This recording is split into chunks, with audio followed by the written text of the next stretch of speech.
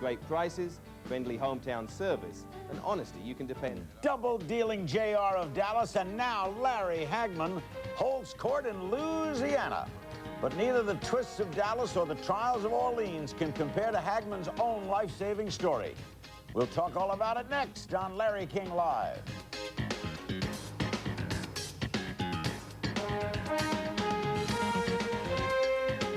Now live from New York, here's Larry King. Larry, that was wonderful. Two Larrys, both suspended for the full hour. Hang on, folks. It's going to be a trip. Larry Hagman's our guest, coming back to series television tomorrow night, a 2-hour feature that leads into a new series called Orleans. And if I remember correct, you told me once, I don't think you want to come back to series television. Well, this was some years back. So they why? made me an offer I couldn't refuse.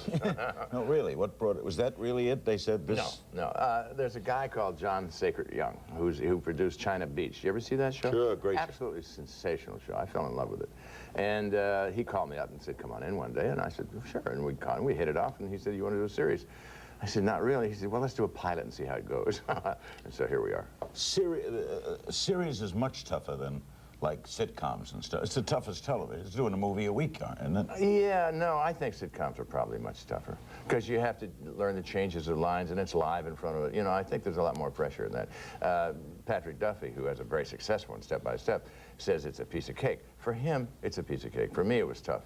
But we were we were one camera. He's 3 camera, it's live.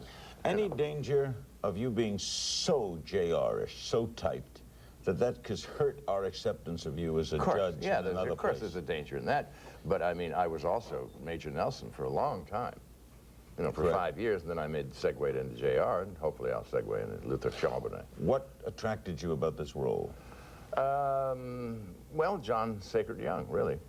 He was producing. But the character itself, what? Well, we didn't really have a character until we started making it up. And it's based on the author's father, who was a judge in Baton Rouge. And so I met him, talked to him, and so forth. He's nothing like anybody I'm going to play, that's for sure. I mean, he's nice. You know. Orleans is known as, you know, there ain't no city like no New Orleans. Fooling. Nothing like it. You've been there, have you? Yeah, I mean, there's nothing like it in any area. No, in any place in the world. Is this guy a crooked judge? No, he's not. He's an incorruptible judge, which is kind of a guy laugh down there. But no, I don't. He's the one. Yeah. No. I'm sure That's there's a joke. Yeah, it's a joke, truly. Yeah, but there are some very interesting and eccentric judges down there. I know. Yeah, and so like Dallas, intertwining plots, families, things. Yeah. I have one son who's a prosecuting district attorney. He's my youngest, and I have one son that's a detective on the police force. That's kind of interesting. And then I have my daughter. She is a proprietress of a riverboat gambling ship. And is he, while incorruptible, is he a bit of a rogue? Oh, well, he's gambling. He's a gambler. He goes to the track all the time, plays poker, has a good time in life, has dalliances with ladies, and he's got a Harley motorcycle, too. Will there be lots of trial scenes? Yeah, quite a few. In each one, I'm not always presiding because my son is up. How long are you committed to this show? I don't know. I just signed those things. They could all be adjusted, you know. Larry, really? They put it in front of you? You don't know? Oh, no, I'm sure 6 years or something like that. Okay, But do you worry about whether it's a hit or not? Are you very involved? Well, of course, I'd like anything I'm involved in to be a hit, you know, a big hit, or even a halfway hit, or even a mild hit. There'll never be a bigger hit than Dallas. No, right? I don't think so. I mean, that's asking too much. At its height, how big was it? Dallas? Yeah, how big? I mean, in point of view of what we see today, you know, where no one gets a 20 share today. No, I know it. Well, it was on that curve, on that wonderful curve of salaries and of popularity and of people watching. And, you know, that was in 47 different countries, too. Or maybe 87, I don't know, they fool around with the numbers. But there were like, you know, 500 million people watching that every week. I think, what, does TNT show it 3 times a day? Yeah, that's right. 3 Dallases a day? 3 Dallas, and Nick at Night has me on 3 times. So I'm on 6 times a day. How many did you do? How many episodes Dallas? of Dallas? 356. When you started, if we could trace, did you think this is going to be a winner? How could you think it? Well, sometimes you get... No, my wife did. She says, this is it. This is the one that's going to make it. I couldn't believe it. They offered me a thing called Waverly's Wonders, which I think Namath took. And that was a half-hour comedy. And I said, well, my forte is in comedy. And she said, well, try this. And so I did try it, and it worked. In retrospect, why'd it work? It was a nighttime soap. Yeah. Right? Was it the first nighttime soap? No, no, there have been many before that. Peyton Place was years before that. That's right. But it was the first one that clicked in like 10, 15 years, I suppose. I don't know. I mean, when you consider that here are a father and two sons, all multi-millionaires, living in the same house with their wives and one bathroom. I mean, come on, let's get real. Do you know of any people that do? But you know what? It appealed to a lot of people in Europe because that still exists, where the grandfather and the sons and the children all live together in one area and one... And I guess we'll do it as the judge, but more so in Dallas in a sense. Why did we like your character so much? I mean, he was not the world's nicest person. Well, he was in a way. He took care of his family. I mean, albeit a very difficult family and dysfunctional to say the least. But he had values of business and family and wife, not necessarily in that order. And he tried to take care of them in his own way. So in that sense, he was a provider. Right? Yeah, well, sure, yeah, and he looked after business. Now, in retrospect, at the end of the 13 years, I toted it up, and I had succeeded in losing the family to almost $2 billion.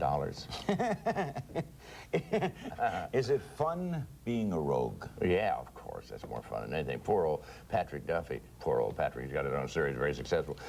Nice guy. He had to be the nice guy, and he had to make apologies for me all the time, and he had the most difficult role on the show.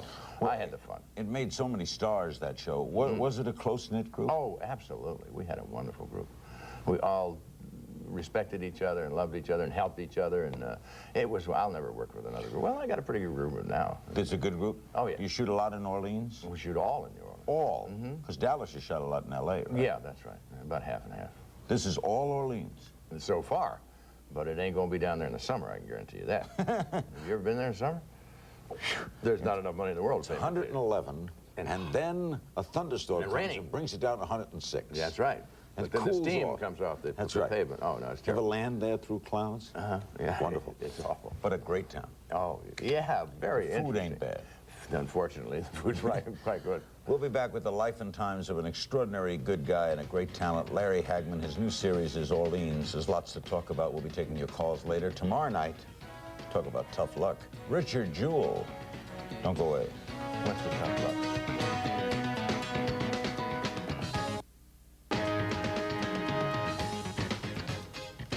You know, next to the finale of MASH, Who Shot JR? It's the most watched television show in the history of this medium. Remember the build up to that? Oh, do I? Yeah, sure. And you had to keep it a secret. You had to go through all. Oh, yeah, yeah. It was the last episode of a season, right? Yeah, but that season. I think so we wouldn't know would he come back, would he live? That's right. That's the year I negotiated. I renegotiated that year. Smart move. Oh, yeah, because I knew it was my career. I'd never work again if I didn't make it work. So. Was working with a witch fun? With the witch? Who's now? Well, I mean, when you worked with, not the whatever. Oh, the Jeannie. The Jeannie. Oh, yeah, that was Witches, great. Genies, they were... Yeah, but that was hard work. That was comedy, and comedy's not fun. I mean, comedy's really hard. Yeah, it's serious. In Dallas, it was a kind of grim comedy, I call it, and I had a lot of fun in that one.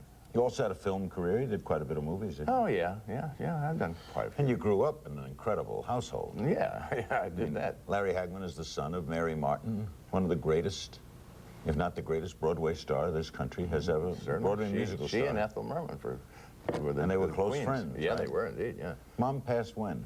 About 6 years ago. Yeah, she was on this show. Is that right? Long before she died. Boy, she loved you. Yeah, I know. What was it like to grow up in that house? You had to live in New York a lot, I guess. I lived at 1025th Avenue. I passed it almost every day on 83rd Street. And yeah, it was interesting. It was during the war, during the Second World War. And it was interesting growing. I only spent a year here. Did you want to be what she did? Did you want to be on? No, no, absolutely not. She offered me a job in Anna Get Your Gun. She wanted me to tour with her in the American tour. And I said, no, Mom, I want to be a cowboy. So I went down to live with my father in Weatherford, Texas. Your father was? He's a lawyer, Ben Hagman, in Weatherford. And I found out that being a cowboy meant digging latrines and swimming pools and baling hay and nothing with horses in those days, because everything was getting... Did you ever think of taking the name Martin? No, never occurred to me, no. Did your mother help in the start of your career? Oh, yeah, she introduced me to all kinds of people when I started it. What was your, for want of a better word, Lair, break? Well, the real break I got was off-Broadway and at the Cherry Lane Theater. I did it once around the block, it was called. William Saroyan, it was the first time it had been put on. And that gave me an introduction into the TV world here, because they used to cast a lot of television here.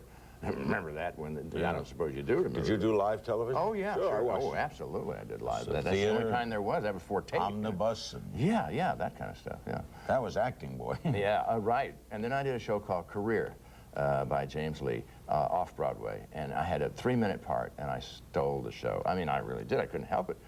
It was a wonderful part, and that kicked me off. So I got, then I went into daytime soap opera. I was on Edge of Night for 3 years. You're kidding? Yeah, sure. Before tape, where you had to learn all those lines. You know, of course, you still have to learn them anyhow. But what character were you on? I played Ed Gibson, a detective on the police force, and I was studying law at night. And then when I became a lawyer, I went off the air. All right, great. What took you west? Well, just, I thought everything was closing up in New York. Armstrong Circle Theater and all the live shows were going to the coast. So I said, I followed the marketplace. You know. Went out there, and I was out there about 6 months, and I got I Dream of Jeannie, and I was ready for it. I had done my, you know, my study and so forth, and I was ready for that show. How did you get it? Oh, gosh. Well, I had an agent, and they asked me to come in, and I did a test for it. Right? I read for it, and then I did a test. And they liked the test. Did and I went Sidney straight into Sheldon it. pick you? Sidney Sheldon, yes, of course. Sidney Sheldon, can you imagine? Nobody knows that he wrote, produced Jeannie. Yeah. And the other, the couple show. Which one was with that? The rich couple that are detectives. No. That solve murders. Yeah. Mr. and Mrs. North? No. No? Heart to Heart. Heart to Heart? Yeah, he did that one too? Yeah, that's Sidney. Oh, yeah, that's right. Then he started writing books when he was 50. Boy, did he? Wow. So, was I Dream of Jeannie instant for you? Was that a hit right away? Yeah, it was. It was a hit right away, and it lasted 5 years. When they got us married, after 4 years, they got us married in the 5th year, and then we went down the tubes. All the sexual energy and non-compliance went down the tubes, you know, so. Life and Time, did that go right into Dallas? No. There was I don't know, 5 or 6 years. And you did movies then? I did films then, yeah. Television guest shots, etc. Always worked, didn't you? Oh, we always saw you. My first film was with Henry Fonda, Peter's daddy, and he says, "Don't turn down anything. Don't ever turn down anything." Really? Yeah. Well, he was very insecure. He just liked to work. He didn't give a darn what it was. He told me he didn't like it when he didn't have a No, script to read. Exactly. And he taught me that you don't turn down anything because work breeds work. The more you work, don't wait for that big chance. Take anything. And I still do that. I love working in small films and doing all kinds of take little, and you also take intriguing little parts. Well, I took, in Nixon, I took a very small Nixon, you were part. very good, Yeah, I had a good time in that. I always wanted to work with Oliver Stone, of course, you know. In Harm's Way, you were in Fail Safe. Yeah. Harry and Tonto. Mm-hmm. Superman. You were? I played a small part. I played a part of a major. Valerie Perrine is lying in the middle of the road, and she's faking her accident so they can steal the atomic rocket. Gene Hackman is That's the right. villain. And so she's lying in the middle of the road, and I come up with my company of men, and they encircle her, and I said, "This woman needs vigorous chest massage and mouth-to-mouth resuscitation." And they all dive at her, and I said, "I'm not going to let any man do anything I wouldn't be prepared to do myself. About face!" And I jumped on her. You know, that was great. They let me write that part. We'll be right back with Larry Hagman. He stars in Orleans. We'll talk about the ups and downs of his incredible life. Don't go away. I don't have any downs. No downs. Everything. They did show me some sketches. One of them Okay, so to avoid confusion. The whole world prayed for you. Yeah, they did. It worked. It worked. Tell me about transplantation. What that experience is like. You have somebody else's liver. I have someone else's liver. There's 2 of us sitting here. And someone had to die for that, right? That's right. Okay. But the liver is taken before they die, so it's the timing is very So someone has to be dying. dying or brain dead or whatever, you know. Do they tell you who it is? Or? They don't. No. It's just a number, just like you're a number, and they pick the number. Now, when you're on the list, you were on the list, right? Waiting. Yeah, and you had sure. cirrhosis of the cirrhosis, That's from drinking, right? Yeah. Okay. When you're waiting, what is that like? Every phone call, do you jump? Well, you don't get a phone call, you have a beeper on you. And, tell me. And you have a little beeper on you, and when that goes off, you do kind of get a rush. I remember one time I got the beeper went, and, you know, I went for the phone, very calm, you know. And I answered the phone, and I said, hi, I got the beep, this is Larry Hagman. And they said, oh, Mr. Hagman, that's terrible. We dialed the wrong number. I said, you what? Yeah, I'm sorry. Yeah, they dialed the number wrong. They were trying to get the doctor, and they got me instead. And I said, I was, you know, I thought, well, I should be angry, but I was kind of grateful. It gave me a test, you know. When it happened with Mickey, everyone wrote about not far. Did he get a break? You know, was he up on the list? Were you? I don't know. I mean, I have no way of knowing that. That's all the way up. That's the organization, you know. Where was the surgery performed? His? Yours? Oh, no, mine is Cedars-Sinai. I mean, there were stories, you know, when it happened to him. How did he get it so quick? Yeah, How long from knowing you needed one to getting one? It was 36 days. And they gave me 2 months when they, you know, just, you know, did that. You wouldn't have lived. I had a tumor, and they went up and killed the tumor and a lot of tissue around it. And they said, you have a couple of months. And I said, okay. You know, I was very calm about it. Were you able to walk around, or you had? Oh, no, I was active. I was working out, swimming every day, working out, trying to get your cardiovascular system up. And they said it did me a lot of good because you got to have your lungs clean, and you have to be strong. And I was working out every single day, different kinds of things. And I was in there very strong.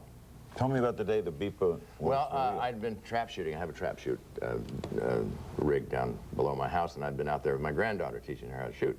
And we came up, and the beeper went off, and I called the doctor's office, check, and he said, Larry, I got good news and I got bad news. And I said, oh, gosh, what is it? He said, well, I was going to take you salmon fishing. Your wife and I had arranged to take you up to Alaska salmon fishing this weekend. That's the good news. The bad news, you can't go because we found you a good liver. And he said, could you be here in a half an hour? I've dispatched a helicopter already. I got a helicopter pad at my home. And got on the helicopter, went down, blah, blah, blah. Now, what are those moments like in the copter? Well, I don't know. We didn't talk. Ma and I didn't say a word on the way down. You're kidding. Not a word, no. For one thing, it makes a lot of noise, you know, the helicopter. Another thing, you shout at each other, and I didn't feel like shouting. Well, okay, then what are you thinking? What do you think? I was thinking, how pretty this all is. It was a beautiful day. And I was just thinking, it's just getting ready, you know. I was getting ready, and I just, you know, sailed through. I don't get excited when things like that happen. I just... You don't? No. Now they wheel you right into how quickly before they got from the call to the table? I think it was about an hour and a half before I got the call, and we got there within the hour, and I had my first enema about a half an hour after that. And then they knock you out, and how long was the surgery? It was 16 hours open, wide open, as you well know, and 22 hours the whole operation. It was quite long. I had some other things. You were aware how involved the public was with this? Well, after the fact, yeah, sure. You know, when I woke up, mine said, you should see the crowd outside. And apparently the National Enquirer had gotten hold of it, and they'd... ran with it. Yeah, of course, but they didn't get inside. I had my own security and so forth.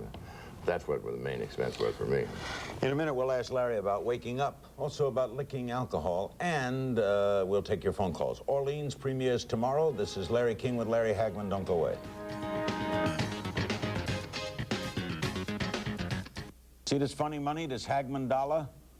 Okay, when you turn it over, it says, to receive an organ donor card, please call 800-622-9010. That's the other side of the Hagman phony dollar. How'd you get the idea to get involved with organ donations and use Well, Hagman I've been giving these away for a long time, for about 15 years.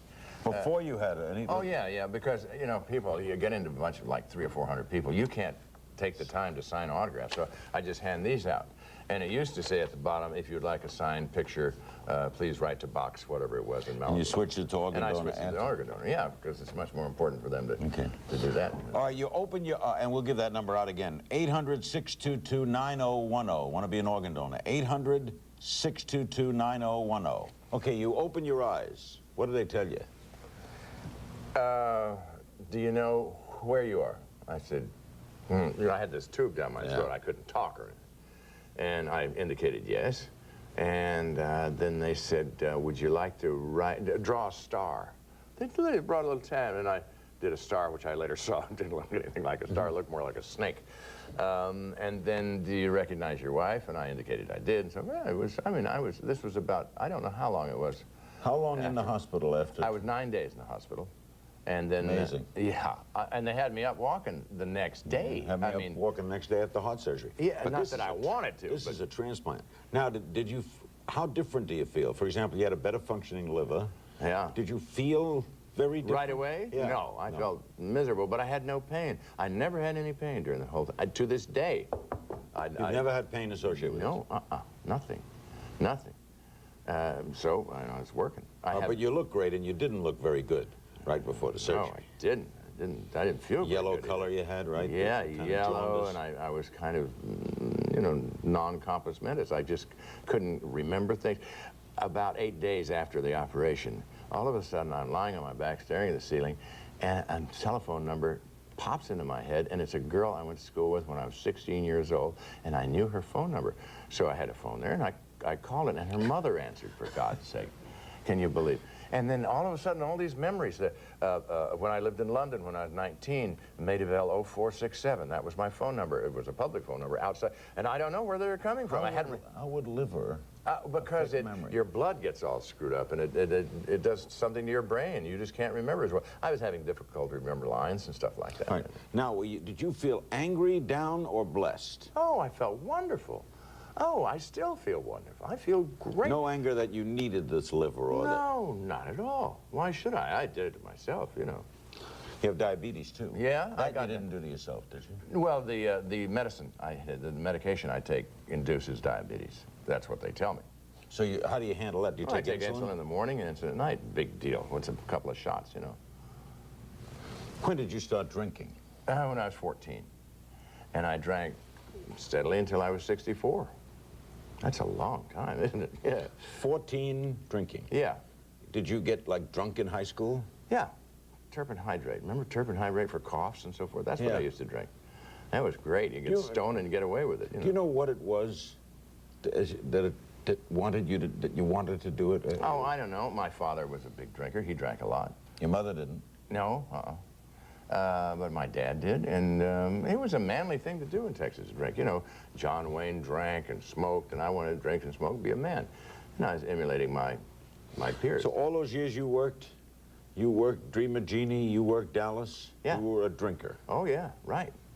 Yeah, I never got drunk. I just kind of spaced it out, you know, just kind of flowed along. By 10 o'clock in the morning, and I'd had my first half a bottle of champagne. And 10 in the morning, a half a bottle? Yeah, well, you know, or maybe earlier, you know, a little orange juice and champagne. So you worked that way? Yeah, And you were able pretty to well, work? sure.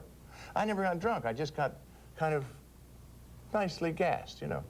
So, but you were alcoholic, or are alcoholic? Oh, yeah, sure. Go to AA now? Oh, yeah. Yeah, I love it. It's wonderful. How many meetings a week? I go to one. I couldn't go to another. They're very emotional. But they're around the clock. There's something going on right now. Oh, There's AA meetings. absolutely. Anywhere. And I suggest it with anybody who thinks you got a problem. Go in and take a look. It can't hurt. Couldn't hurt. How did you lick it? How did you stop drinking? I stopped. I just stopped. Doctor called me and he said, Larry, we have a life-threatening situation here. He'd done my blood because I was yellow. And it said, your liver is in bad shape. I want to go in, you know, and take a lot of tests and so forth. But in the meantime, you cannot have another drink. And it was June 23rd at 6:30 in the afternoon. And I never had a drink since. What year? Well, it was 5 years ago. 5 years ago, this coming June. 92. Yeah. And you, when he said that, you just stopped? Just stopped and never looked back, never wanted a drink, never even thought of it. I don't dream about it. I don't know, nothing. Larry Hagman, his new series is Orleans on CBS. When we come back, more, and we'll be taking your phone calls. He's amazed at how up I get. Don't go away.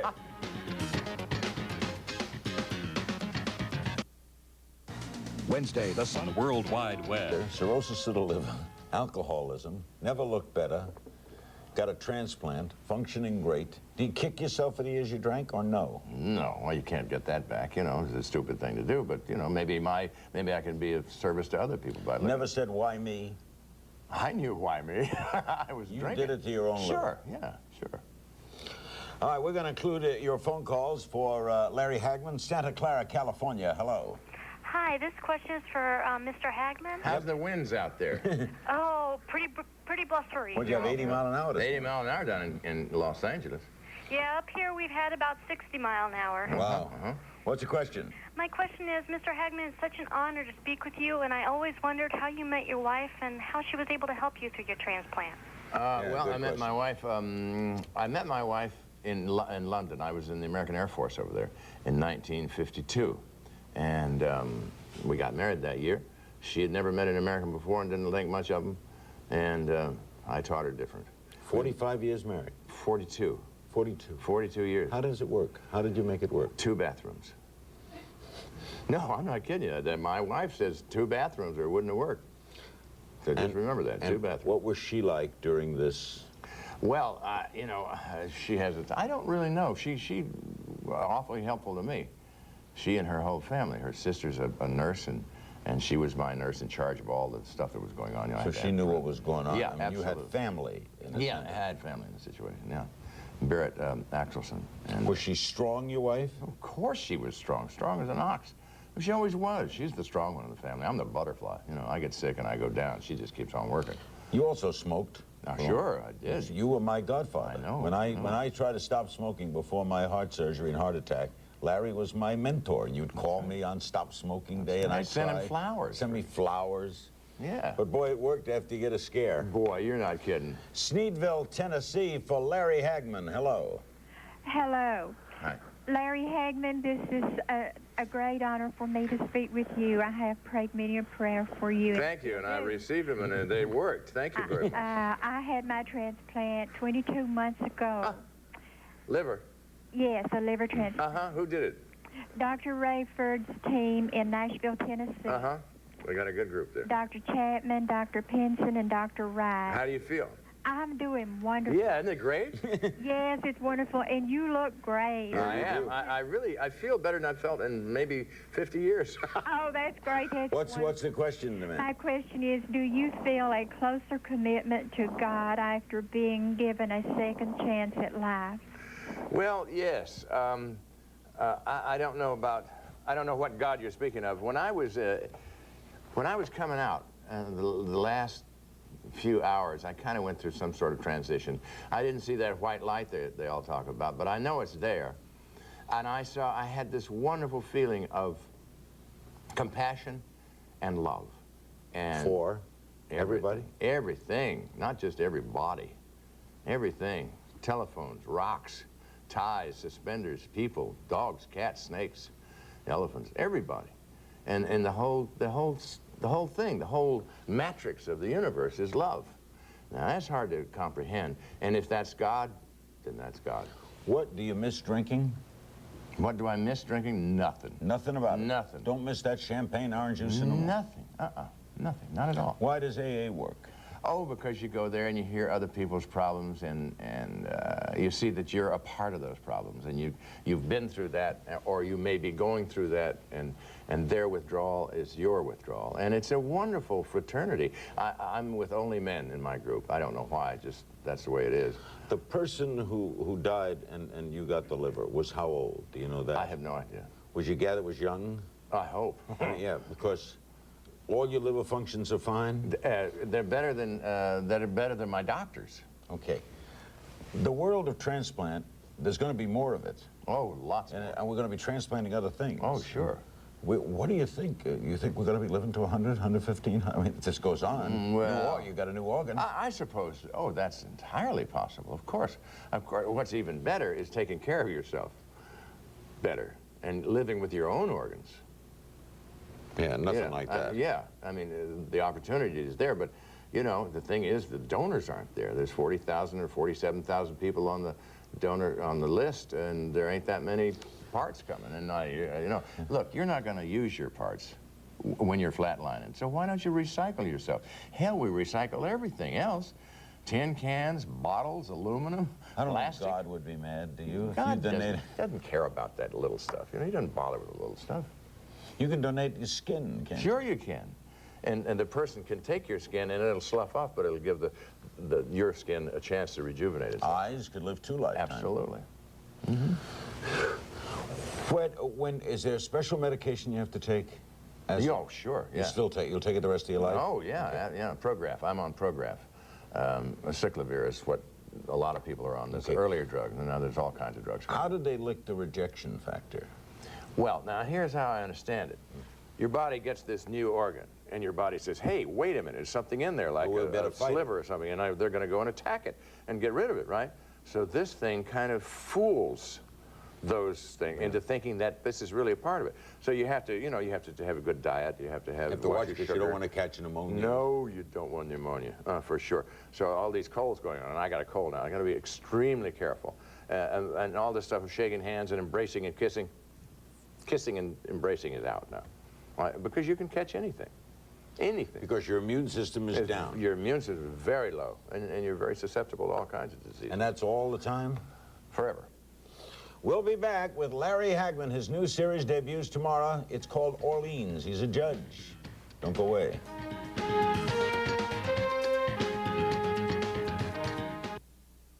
So, During the break. Anyway, we're back with Larry Hagman. Hey, you get a transplant, you lick what he's licked, you can do whatever you like. That's right. Sacramento, California. Hello.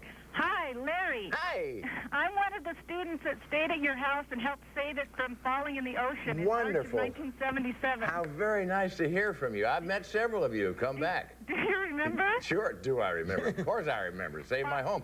You know, you girls came down and did it. And What was the story? Hold on, stay the on the whole phone story there. was there was this huge flood. Malibu, where'd you live? In Malibu, right on the ocean. And our underpinning started to go for the seawall, and it fell out into the sand. And it was 30 feet from the top of my deck down to the sand, which is usually 5 feet. And it had undermined it. And all these girls came down from Pepperdine. Why? To save us, to sandbag. They worked 24 hours Why a did you day do it, dear? Because they're good people, God-fearing, right?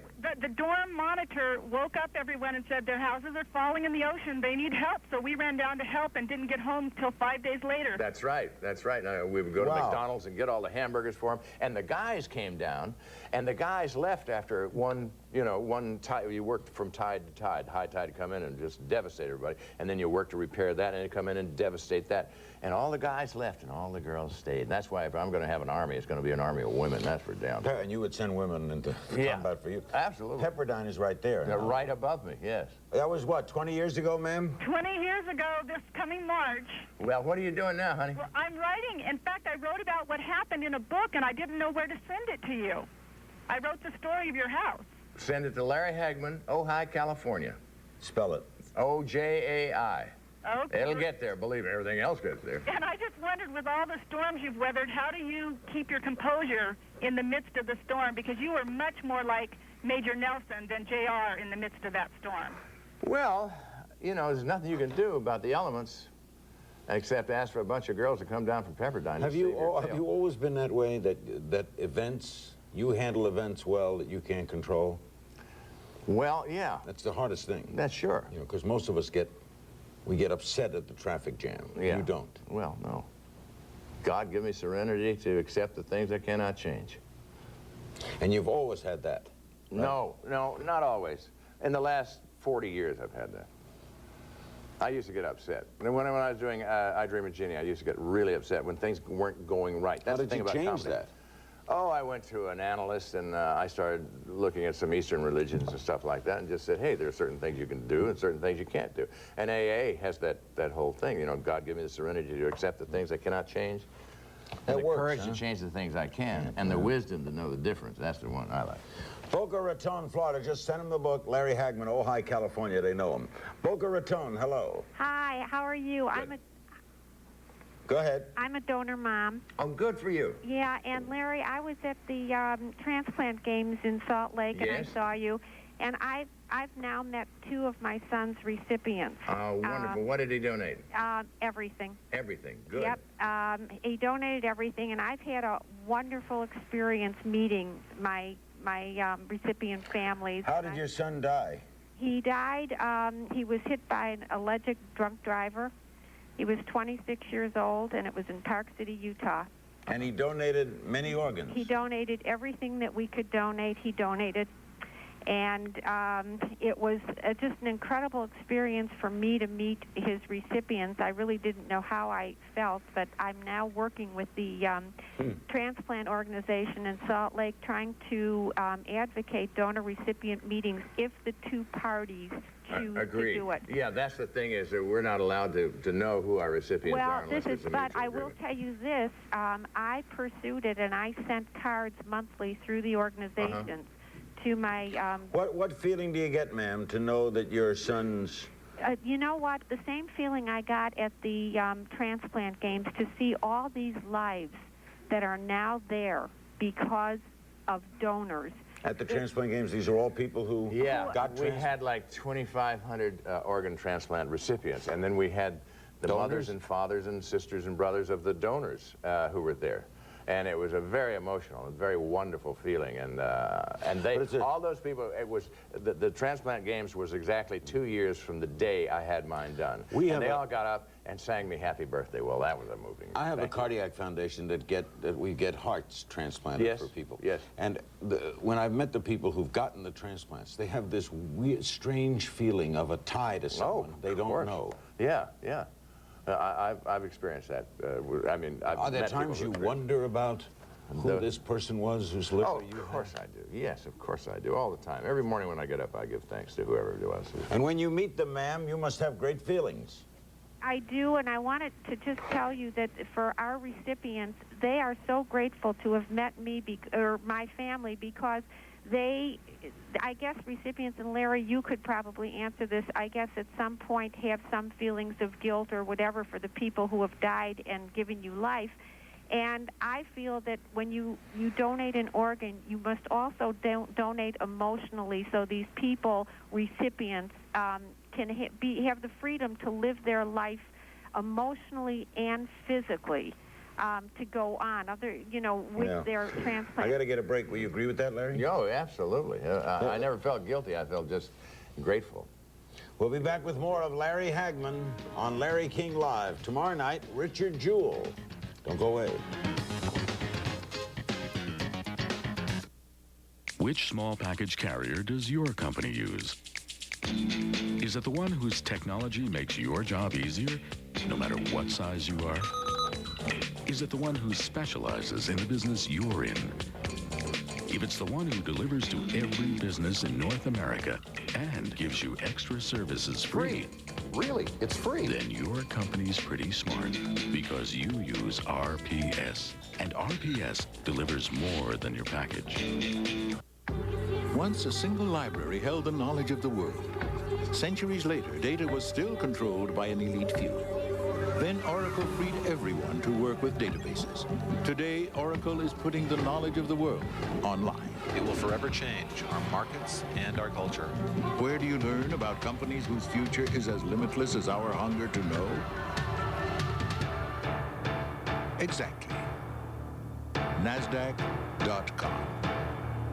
FiberCon or Metamucil? Both have fiber for regularity, but I like FiberCon better. Same natural action of fiber, same dependable regularity. FiberCon makes staying regular much easier for me. FiberCon caplets, fiber regularity that's easier to take.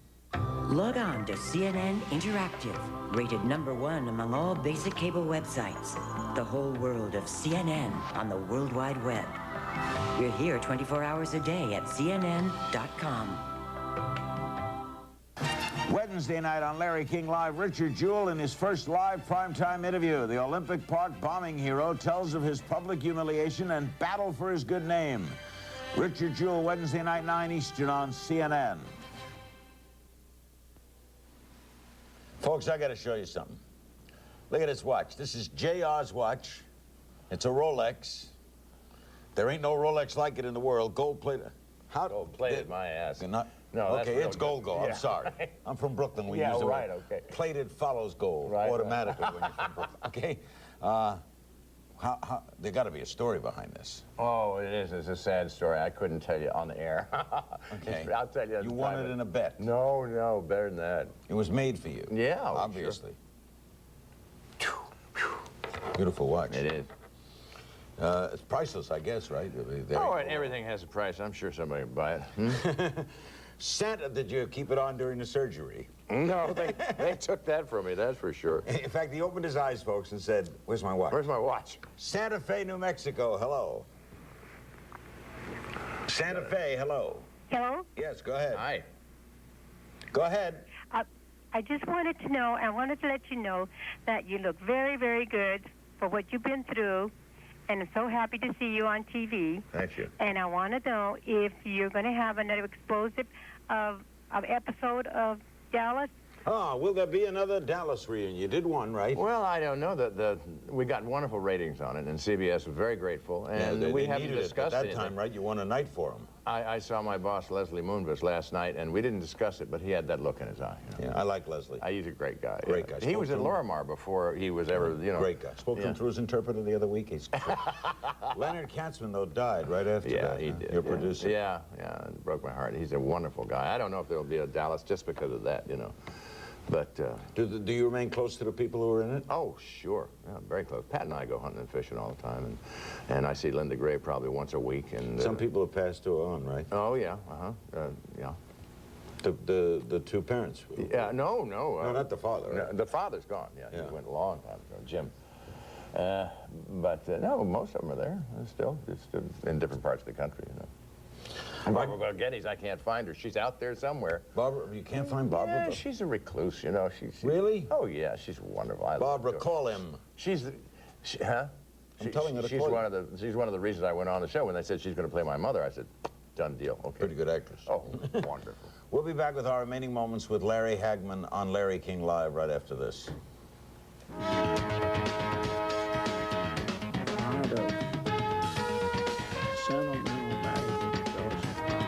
Coming again safe. Amen. That's for brothers. Show them with the glasses. The suspenders, the glasses. Yeah. A little bit of the same kind of nose. Kind of. Heart victim. Scars. We got similar scars. Yeah. They're both down the chest, begging for your love at all. And selling ourselves to death. Selling ourselves to death. Did you credit Dallas for helping bring down communism? Oh, yeah, sure. Because it showed in Eastern Yeah, well, a guy named Koshalowski, a director from over there, used to come over, and we would trade a big tin of the beluga caviar for a TV, you know, VCR, and 50 tapes of Dallas. And he would take them over there and show them to all of his friends, and they would clone the tapes and circulate them all over Russia and so forth. And people would see those things, and they say, well, why can't we live like that? You know, why can't we have all those things that people have on Dallas? And I swear to God, I honestly believe that those people, the information that there was a different way of life going on in the world, helped a lot. Are you as happy as you appear? Of course, why not? You really are on a roll. Why not? I mean, I'm always happy, but I'm a lot happier now because I have more energy to be happy. It takes a lot of energy to be happy. What would you say? I would imagine there's a goodly amount of people watching this now on a list for a kidney, or a heart, or a liver, or a lung. You could what would you say to them? Keep the faith, keep positive, work out, be strong when the opportunity comes, and hope you're one of the lucky ones. And what we're trying to do now is get a lot of people to donate their parts. I mean, might as well recycle yourself. I mean, people who don't do it. First of all, isn't it? You're missing out if you don't donate. Yeah, you're leaving. You're leaving all those good parts just hanging around or cremated or put in the earth when people could use them. And good people, too. Try it. You'll like it. Would you do a big movie again? Would you go back to movies? I was never very much of a movie star, anyhow. I know, but it was supposed in one... small parts in movies, you know. I never carried a movie. Of course I would. I love working. Are you going to always work? Oh, well, as long as I can. No, I mean, you know, I mean, yeah, you don't think I'm able and capable of doing it, sure. I mean, there's no retirement for an actor, you know that. Yeah, what are you going to do? To what? Yeah, to what? I mean, retire to what? You know, this is all fantasy world anyhow. And tell them where you're going Sunday. I'm going to Milan. For what? To get a white cashmere suit made. Taylor called me up and said, come on over, I'll build you a suit if you have dinner with me. And I said, okie dokie, what kind of suit do you want? He says, I want a white cashmere. When I was coming out of my, whatever I was in after the operation, everything was white. I wanted everything white, clean, white. And so this white cashmere suit just stayed in my mind. So you wrote that? Someone printed it? A tailor calls you from... No, I didn't write it. He just, through a friend of mine, he says, I got a great So you are going to Milan to have dinner and get a white cashmere suit? Mm-hmm. Yeah. There's nothing wrong with that. No, hey, to live and learn. We in Brooklyn, we did that all the time. Yeah. Went to Spain for belts. Yeah. Thanks, Lawrence. Thank you. Larry Hagman, they don't come any better. His new series is Orleans. Tomorrow night, Richard Jewell. He thinks Richard's lucky. That's another story. Good night.